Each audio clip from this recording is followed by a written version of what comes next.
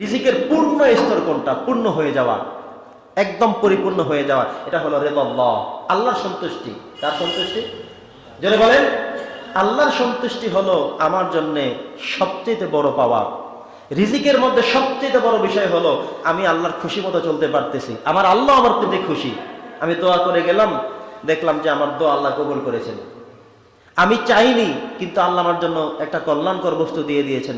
তার মানে হলো আমি আল্লাহর সন্তুষ্টি করতে পারতেছি, নামাজগুলো পড়তে পারতেছি, আল্লাহর বিধানগুলো মেনে চলতে পারতেছি। আল্লাহর কথা মতো যখন আমি আমাকে চালাতে পারতেছি, তখন বোঝা গেল এটা হলো রিজিকের পরিপূর্ণ স্তর।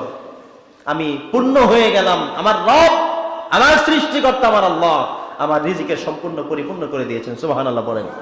তার মানে হলো আল্লাহর পক্ষ থেকে যদি আমরা তার সন্তুষ্টি অর্জন করতে পারি, আল্লাহকে খুশি করাতে পারি, আল্লাহ আমার প্রতি খুশি হন, তাহলে আমার পৃথিবীতে সব হয়ে যায়। মান লাহুল মাওলা ফালাহুল কুল, যে যার জন্য আল্লাহর হয়ে যায় তার জন্য সব হয়ে যায়। আরে ভাই, আল্লাহ যদি আমার প্রতি খুশি থাকেন, তাহলে পৃথিবীর মানুষ সব আমার প্রতি অখুশি হয়ে গেলে আমার কোনো কিছু আসে যায় না। আমার রব আমার পক্ষে আছেন, আমার রব আমাকে ভালোবাসেন, আমার রব আমাকে সাহায্য করবেন, আমার রব আমাকে সাহায্য করে যাচ্ছেন। পৃথিবীর সব মানুষ আমার বিপরীত থাকলেও আমার কোনো টেনশন নাই, কারণ মান লাহুল মাওলা ফালাহুল কুল, যার জন্য আল্লাহ হয়ে যায় তার জন্য সব হয়ে যায়। সুবহানাল্লাহ পড়েন।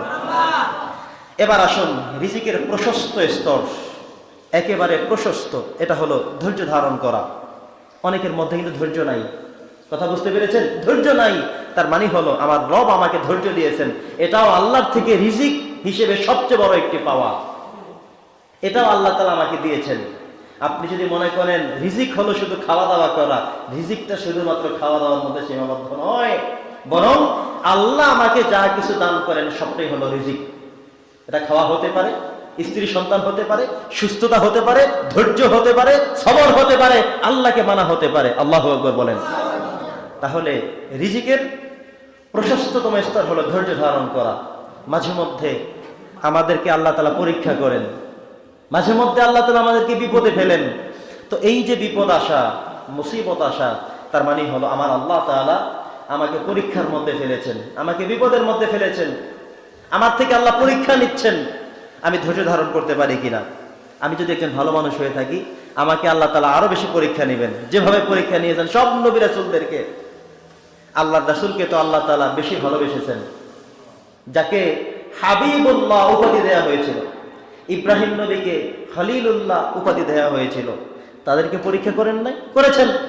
বিপদ দিয়েছেন, মুসিবত দিয়েছেন, বিপদের উপরে বিপদ, বিপদের পরে বিপদ। বিপদ দেওয়ার মানে হলো এটা না যে আল্লাহ আমাকে ভালোবাসেন না, বিপদ দেওয়ার মানে এটা না যে আল্লাহ আমাকে পছন্দ করেন না, এটা না, বরং আল্লাহ আমাকে ভালোবেসেও বিপদ দেন, আমার অন্যায়ের কারণেও বিপদ দেন, আমার দোষের কারণেও বিপদ দেন। ইমানদাররা কোনটা ধরে নিবে? যে আল্লাহ আমাকে বিপদ দিয়েছেন, আমি ধৈর্য ধারণ করব, সবর করব, ধৈর্য ধারণ করবো। এটা ধৈর্য ধারণ করতে পারা, এটাও একটা বড় রিজিক, প্রশস্ততম রিজিক। সুবহানাল্লাহ পড়েন। যে আল্লাহ আমাকে ধৈর্য ধারণ করতে সাহায্য করেছেন। অনেকে সামান্য কিছু হইলেই খুব রেগে যায়, সামান্য কিছু হইলেই অসহ্য হয়ে যায়, ধৈর্য ধরতে পারে না, থামতে পারে না, জবাব না দিয়ে পারে না। তো এই সময়গুলোতে দেখা যায় যে যেই ব্যক্তি ধৈর্য ধারণ করতে পারবে, সেটা হলো রিজিকের প্রশস্ততম স্তর। যে আল্লাহ তাআলা আমাকে ধৈর্য ধারণ করার তৌফিক দিয়েছেন, আমি ধৈর্য ধারণ করতে পারতেছি, এটাও কিন্তু রিজিকের বড় একটি স্তর। কথা বুঝতে পেরেছেন? আরেকটা হলো রিজিকের কল্যাণকর স্তর।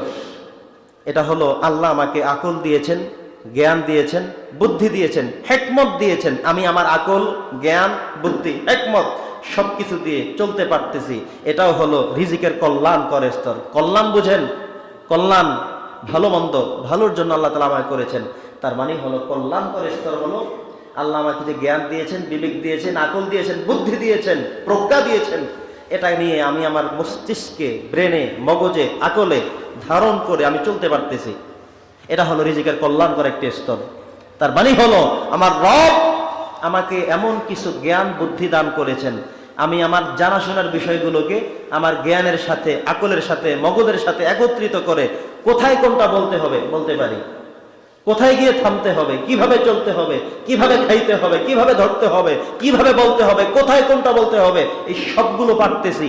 তার মানে হলো এটা হলো রিজিকের কল্যাণ করে স্তর। সুবহানাল্লাহ। আল্লাহ তাআলা কোনো মানুষকে জেহেন শক্তি, জাকাওয়াত শক্তি বৃদ্ধি করে দেয়।